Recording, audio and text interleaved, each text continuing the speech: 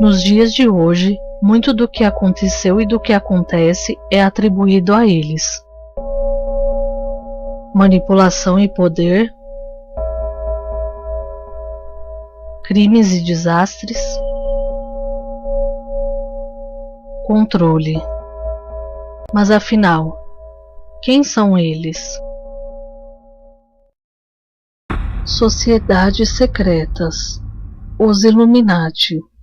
Parte 3. Falar sobre a simbologia Illuminati não é tarefa fácil. A quantidade de interpretações diferentes é imensa e muitas delas soam como uma invenção de teóricos mais inflamados a fim de defender suas ideias. Este símbolo, facilmente reconhecido nos dias de hoje, é na verdade o verso do Grande Selo dos Estados Unidos, inserido em 1782. A Declaração da Independência dos Estados Unidos aconteceu em 4 de julho de 1776. Nessa época, o país tinha 13 estados, o que justifica a presença frequente do número 13 nos símbolos, embora há quem diga que o 13 simboliza os 13 graus dos Illuminati da época. A história não nega a intensa presença maçônica na Declaração da Independência. 9 dos 13 delegados dos estados eram maçons, e por isso muitos acreditam na participação dos Illuminati da Baviera nesse evento e na criação do selo. A tradução mais correta da frase Novus Ordo Seclorum seria Nova Ordem das Eras, embora seja traduzida frequentemente como Nova Ordem Mundial. E a frase Anuit Coeptis é traduzida por departamentos dos Estados Unidos como ele tem favorecido nossos compromissos. Ambos os lemas vêm descritos do poeta romano Virgílio do século I a.C. As duas imagens do Grande Selo dos Estados Unidos foram inseridas no verso da nota de $1 em 1935. O olho da providência, o olho que tudo vê, é na maioria das vezes interpretado como uma representação do olho de Deus observando a humanidade. Embora não pareça ter nenhuma ligação, esse símbolo é por vezes comparado ao olho de Horus. Quando se refere aos Illuminati de hoje, é visto como o olho que nos observa a fim de concretizar o grande plano de dominação mundial. Todo esse conjunto é comprovadamente um símbolo maçônico, mas seria uma temeridade afirmar que ele é originalmente um símbolo Illuminati. Poucos conhecem uma pesquisa recente feita pelo escritor Terry Melanson, que afirma que o único símbolo usado pelos Illuminati da Baviera para substituir o nome da ordem em seus documentos foi o ponto dentro do círculo, símbolo que pode ter uma quantidade imensa de significados. Esse mesmo escritor publicou uma lista de cifras que seriam dos Illuminati da Baviera, sendo que o ponto dentro do círculo representa a letra S. Fato é que nos dias de hoje essas combinações se popularizaram como símbolos dos Illuminati. E por falar em popularizar, os escritos de Dan Brown são apontados por muitos como sendo os responsáveis por difundir a temática Illuminati.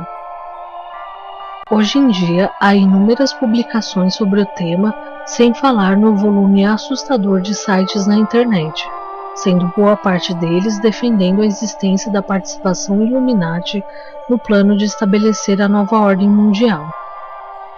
Seria desnecessário se alongar e citar os inúmeros exemplos da influência do tema na mídia, exceto por um jogo que não poderia ficar de fora. Em 1990, Steve Jackson começou a planejar um jogo chamado Illuminati New World Order, lançado somente em 1995. As cartas chamam muita atenção por ter aparentemente previsto certos acontecimentos. Vejamos alguns exemplos. Talvez nem fosse necessário dizer a qual evento que aconteceu 6 anos depois do lançamento do jogo, esse par de cartas se assemelha.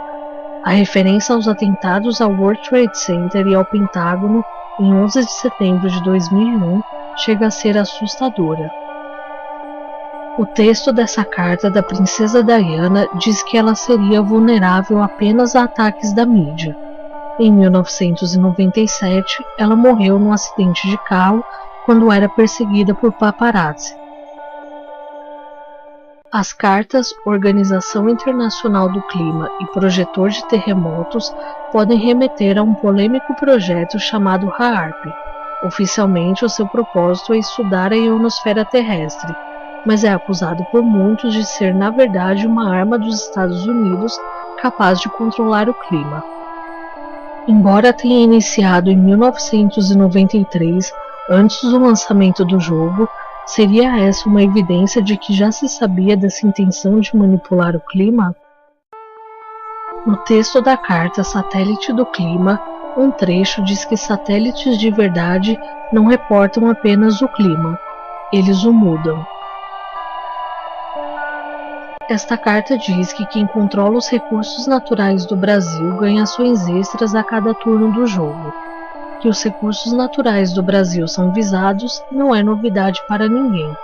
É bom lembrar que em maio de 2008, o presidente Lula se viu obrigado a dizer que a Amazônia tem dono.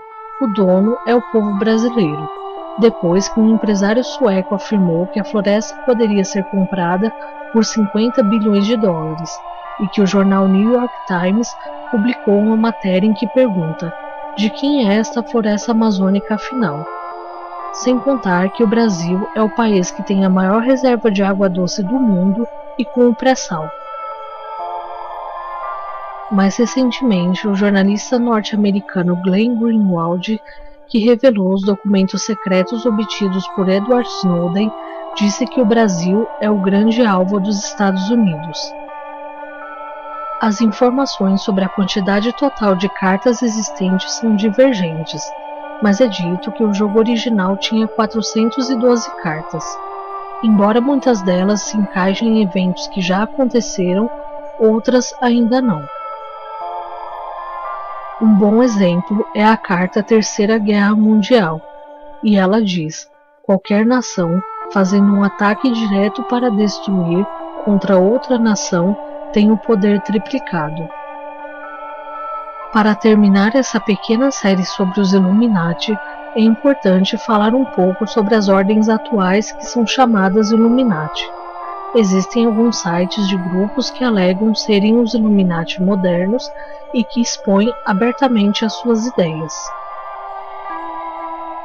De acordo com eles, o atual mestre dos Illuminati é um homem chamado Paulo Bortel, responsável também pela divulgação da ordem aqui no Brasil. Porém, há tão poucas referências sobre esse homem que a sua existência chega a ser questionada. Já Solomon Turburi causou várias polêmicas, entre elas quando se autoproclamou mestre dos Illuminati da Baviera dos dias de hoje.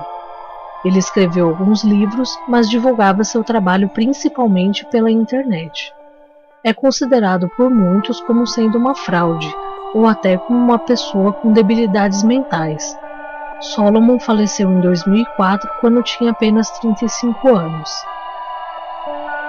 Atualmente, muitos pesquisadores acreditam que se há algum grupo que vem diretamente de Adam Weishaupt está dentro da maçonaria, e que os demais seriam somente aproveitadores atrás de fama e dinheiro. Fazer uma pesquisa sobre os Illuminati, ainda que modesta como essa que foi mostrada, é um grande desafio. Há muitas informações incoerentes e desencontradas.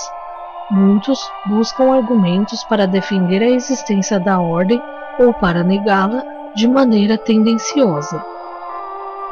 Uma coisa não pode ser negada: a popularização do tema levou a uma certa banalização. Sabemos que a Ordem Illuminati existiu e que hoje há aquelas que carregam em seu nome a palavra Illuminati. O desafio está em definir quem é este grupo, se é que existe, que está por trás do poder, manipulando a história em busca da nova ordem mundial. São por esses motivos que não há alternativa se não terminar essa pequena série sobre os Illuminati com a mesma indagação feita no início. Mas afinal, quem são eles?